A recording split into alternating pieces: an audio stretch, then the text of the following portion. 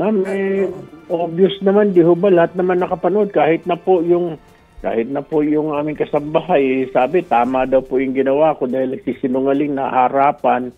Nung first two hearings po kasi medyo pinapakinggan ko lang ho, pero halatang halata ho, pinapaikot-ikot lang ho yung komite, parang walang respeto, parang bastos na ho. Maging si Diskaya ho, lalo na si Diskaya.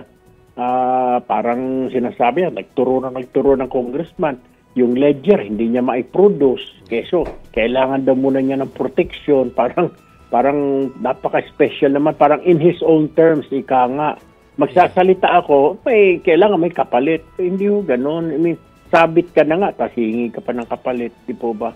Tapos ganun din po, yung si Alcantara, patuloy, laging, wala akong kinalaman dyan. Wala akong nalaman transaction na pera o di pinakitaan ko po ng picture nandoon siya pala yung nakatayo doon na nagmamanage sa supervise kung paano i-impake yung mga pera kung kani-kanino.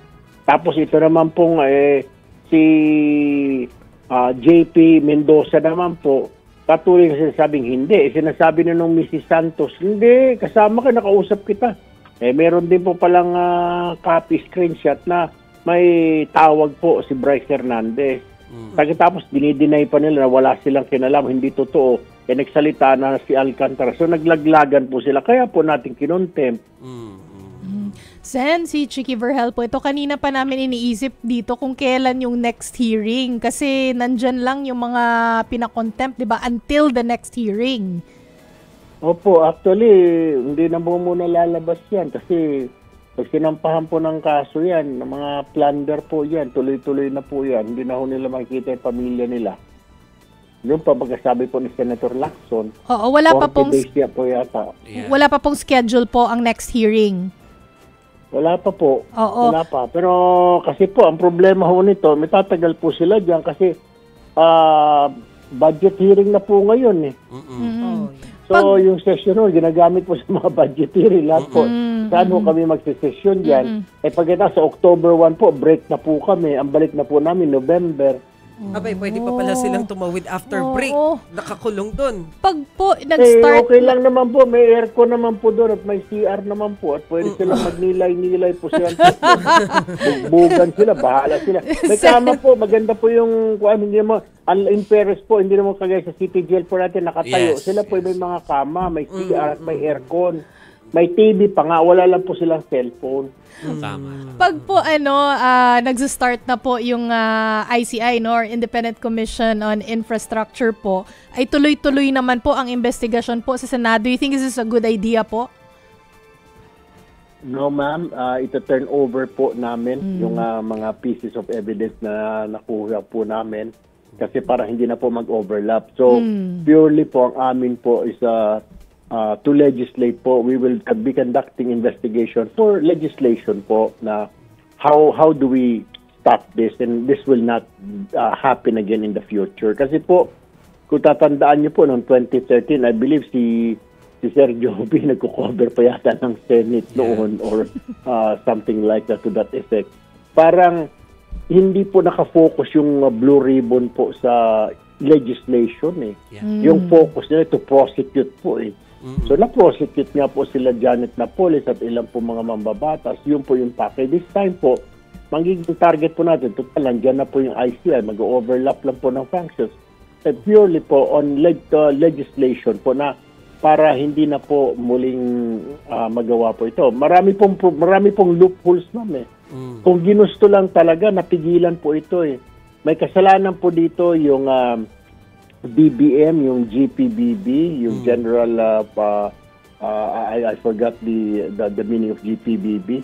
Sila po yung nagsasabi kung poor performance, substandard, sila din magre-recommend sa SIAP, and then SIAP magsasabi na blacklisted ka. SIAP, ando sa SIAP po yung PICAB, dapat po yung PICAB, sumablay din po. Pagkatapos, naiwasan din sana ito kung talagang yung mga Bids and Awards Committee at saka Technical Working Group ng DSW, ginawa nila ng DPWs, ginawa lang trabaho nila. Unfortunately, hindi na ginawa.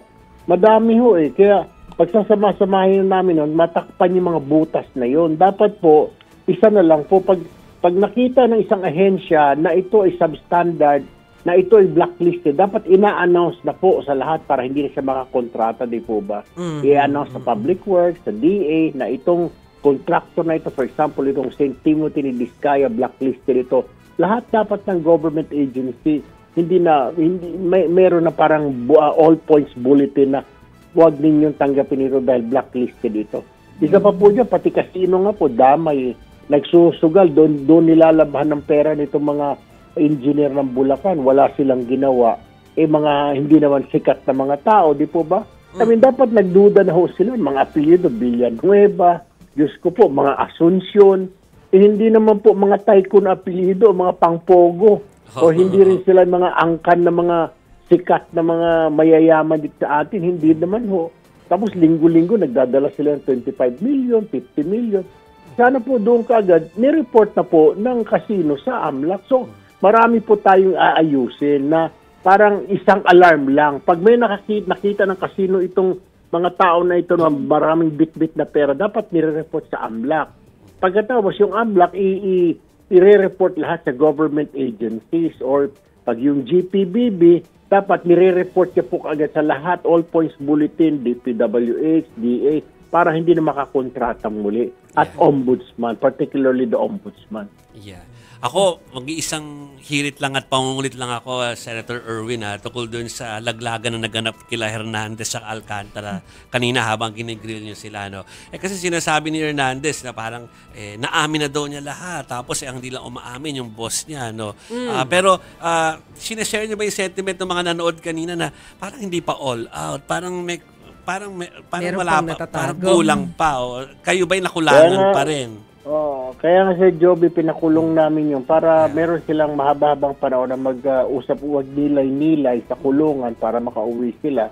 Sana pag Pasko makauwi na sila bago sila pumunta sa kulungan, sa City Jail o sa Muntinlupa. Sana mapag-isipan nila magsabi ng totoo. Yun po yun. Yun din ang purpose na because nagsisinungaling we don't believe that may tinatago pa sila. Ang inaantay sana namin, sino ang proponent? Yun po yung paulit-ulit na tinatanong Senator Lacson, sino ang nagbigay sa iyo ng pondo? Kasi sinasabi ni Alcantara, hindi.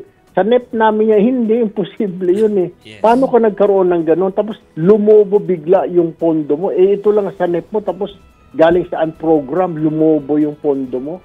Imposible naman, di po ba na hulog ng langit, biglang na bumagsak lang doon sa distrito. Sa daming distrito sa buong Pilipinas, sa'yo pa napunta yung billion na flood control.